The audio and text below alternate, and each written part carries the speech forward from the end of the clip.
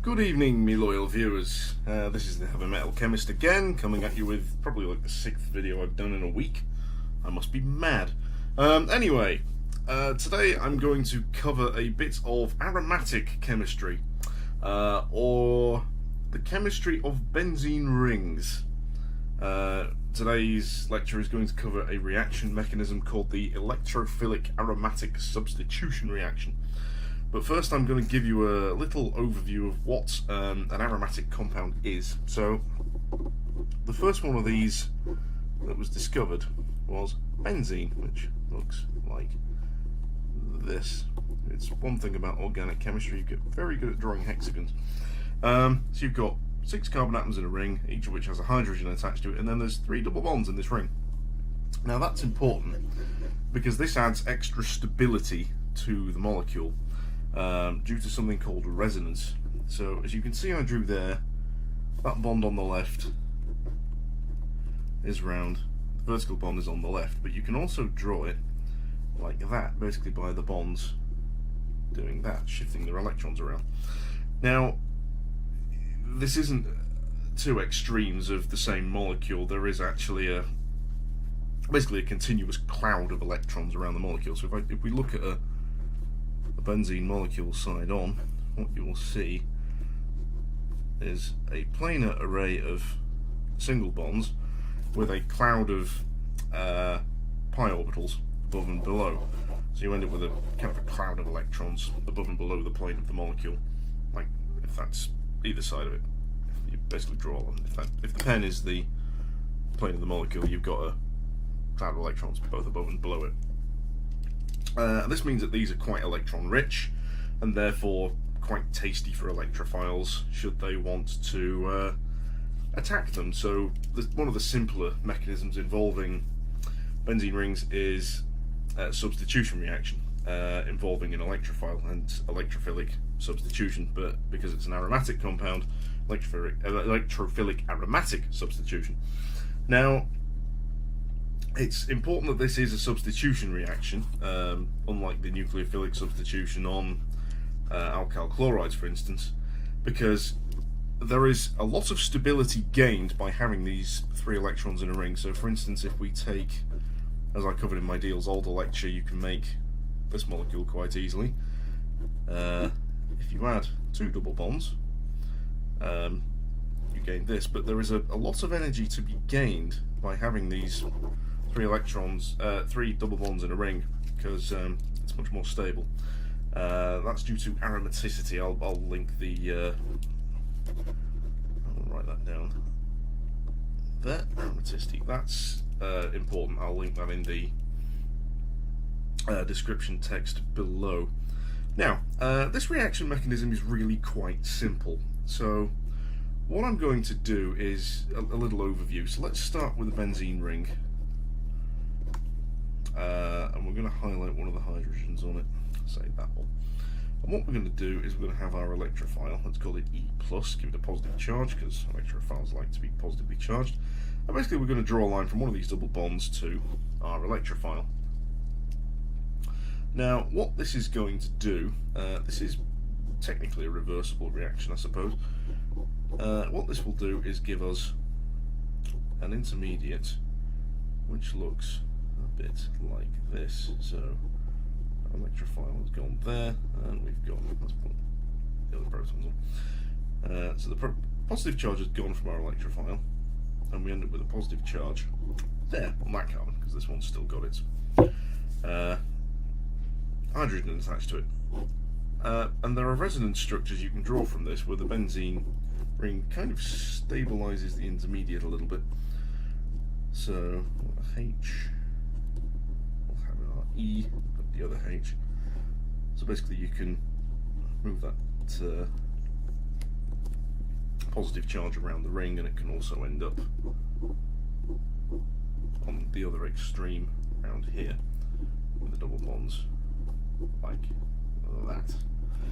Now, it's fairly easy to restore the aromaticity to this ring. Basically, you'd have something with a lone pair floating around in this reaction mixture, which usually be the companion base to your electrophile, that will pick up a proton and restore that double bond, thus giving you your product with your electrophile stuck on it. Now, if you've got all the stuff stuck on the benzene ring, this causes problems because the way that the electrophile reacts and where it sticks is dependent on the other stuff you've got stuck around the ring, basically. So I'll give a few examples. Just let me flick the page over and have a quick drink. That's better. Right. Now, to give a few examples of this, there are a few famous reactions you can do with this. I'm not going to draw the full reaction mechanisms because you don't really need it. So let's give an example. If you have X2, where X is a halogen like chlorine or bromine, and you react that in the presence of an aluminium trihalide of the same X as the you want to react it with, your benzene ring will give you a chloro or bromobenzene. Now, how this works, the combination of your aluminium trihalide and your halogen does some funky stuff, because the aluminium trichloride is a planar molecule, for instance, which looks like that, and it has an empty lone pair. It's a trigonal planar. I need to cover molecular geometries, but basically what this does is it reacts with a molecule of chlorine. So basically one of the lone pairs on chlorine will donate itself to that, and what you'll end up with is kind of a complex a bit like this, where this chlorine is kind of slightly negatively charged and this chlorine is slightly positively charged. That really increases the reactivity of this chlorine, or bromine if you want to do a bromination, and then makes it react far better than just having the halogen there, because the stability of this triple bond thing around the benzene ring, yeah, you get the idea. Similarly, you can also use a couple of other different things. For instance, if you have an alkyl halide or an acyl halide or an alkyl halide like so, those will give you this kind of thing and that kind of thing respectively, because again, as per that, your chlorine kind of attaches itself to the aluminium trichloride. Get rid of that, which really kind of increases its reactivity. So there's a few examples of useful chemistry you can do with this.